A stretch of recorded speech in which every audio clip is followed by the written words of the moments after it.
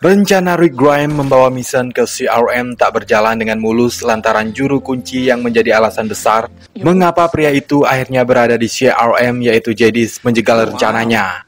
Namun kita bisa sedikit bernapas lega karena Jadis masih memberikan opsi.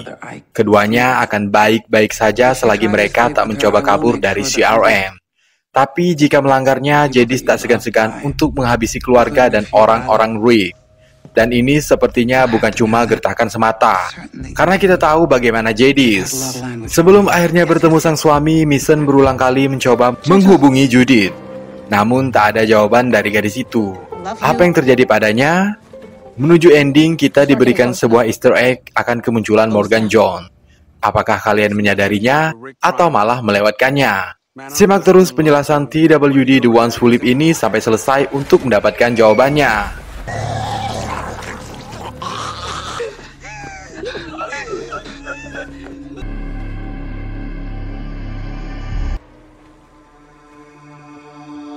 6 tahun berlalu setelah ledakan di jembatan, Rick melalui hari-harinya di CRM tanpa keikhlasan.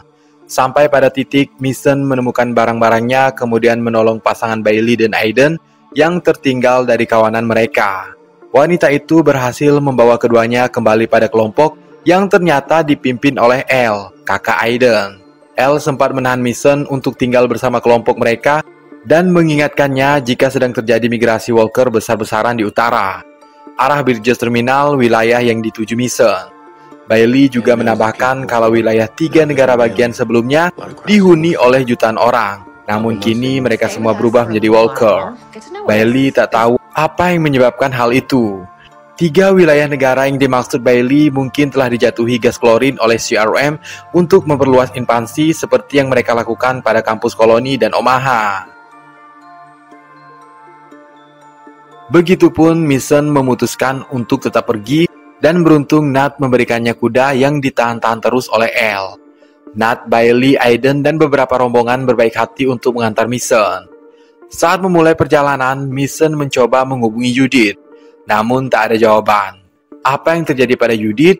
Jika kita tarik ke musim 10, episode 13, saat Mason menemukan barang-barang Rick dan terakhir kali menghubungi Judith dengan walkie-talkie, di sana para komunitas tengah berhadapan dengan Whisper.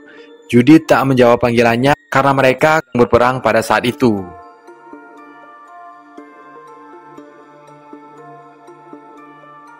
Setelah menolong Mason menghalau ribuan walker yang tengah bermigrasi, Aiden, Bailey, Nat, dan kelompoknya bermalam bersama Mason sebelum melanjutkan perjalanan.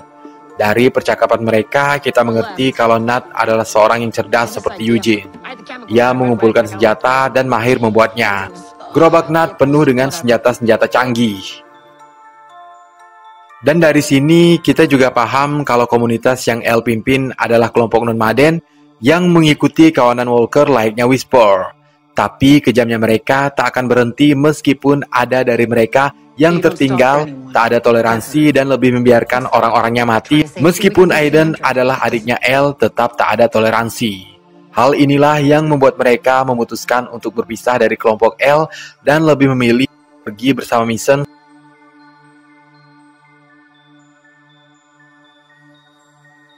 Namun sayangnya tragedi tak dapat dielakkan. Sebuah helikopter menjatuhi Mason dan kawanannya dengan gas klorin yang mematikan. Sepertinya CRM sengaja melakukan pemusnahan saat mereka melihat ada manusia di wilayah invasi. Mungkin inilah yang dimaksud Bailey jika ada jutaan orang yang berubah menjadi walker di wilayah utara. CRM menjatuhi gas klorin pada wilayah padat penduduk dan dengan cepat merubah mereka menjadi walker. Setelah berubah, orang-orang di outskirt ditempatkan di sana untuk membersihkan manusia yang telah berubah menjadi walker. Dari semua kelompok yang pergi bersama Mason, hanya Nat yang tersisa. Semuanya mati termasuk pasangan Bailey dan Aiden yang saat itu tengah hamil. Meski belum mengenal CRM, tapi siapapun yang menjatuhi gas klorin itu, Mason dendam pada mereka. Masa pemulihan Mason dan Nat membutuhkan waktu yang mungkin cukup lama. Hal ini terlihat dari musim yang mulai berganti ke musim dingin tampaknya.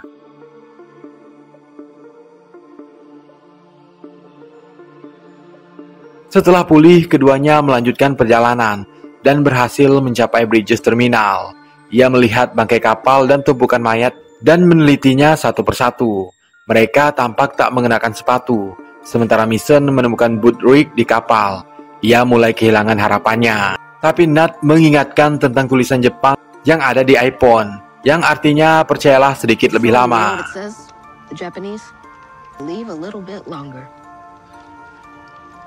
Nat dan Mason kembali melanjutkan perjalanan. Namun mereka bertemu lagi dengan helikopter.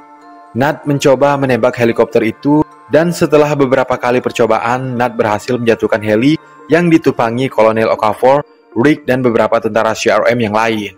Mason membantai beberapa tentara yang tersisa tanpa ampun. Hal ini dilatar belakangi oleh dendamnya karena kehilangan Aiden dan Bailey. Beruntung ia menemukan Rick Grimes di antara salah satu tentara tersebut. Tapi Rick tak bisa pergi bersama Mason karena tentara CRM yang lain sudah dekat. Rick meminta Mason untuk menjadi orang lain agar ia bisa masuk ke CRM, mengarang cerita dan tak boleh terlihat tangguh agar ia tak terdeteksi sebagai E.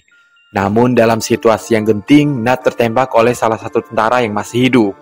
Rick membuat seolah-olah Nat yang membunuh semua tentara CRM. Ia meminta peta, jurnal, dan apapun yang berhubungan dengan Alexandria pada Mason.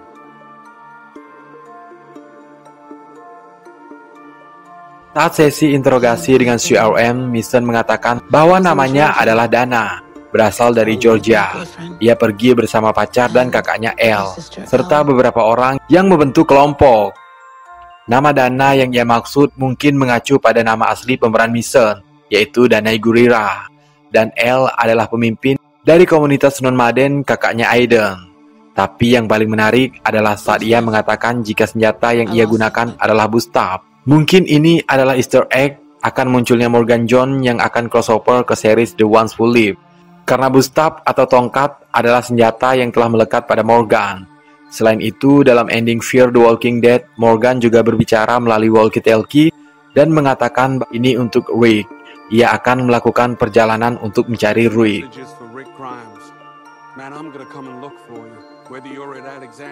Ingatlah bahwa Morgan dan Rick memiliki keterkaitan yang amat kuat.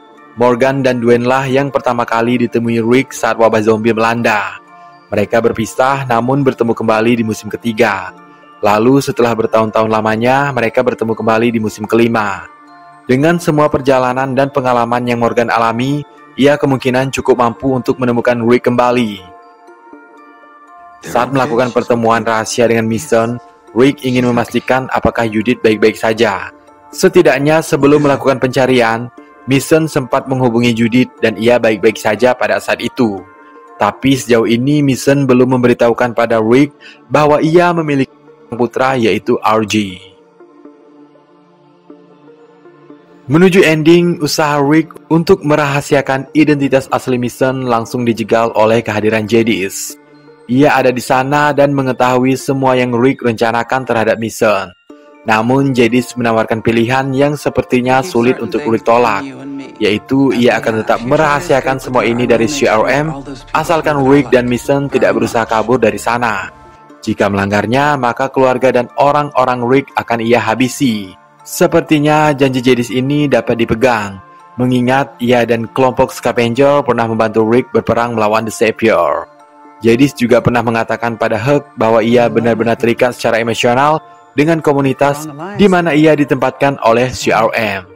Dan ingatlah, alasannya mengatakan jika Rick adalah seorang B, agar pria itu tak dilenyapkan oleh CRM.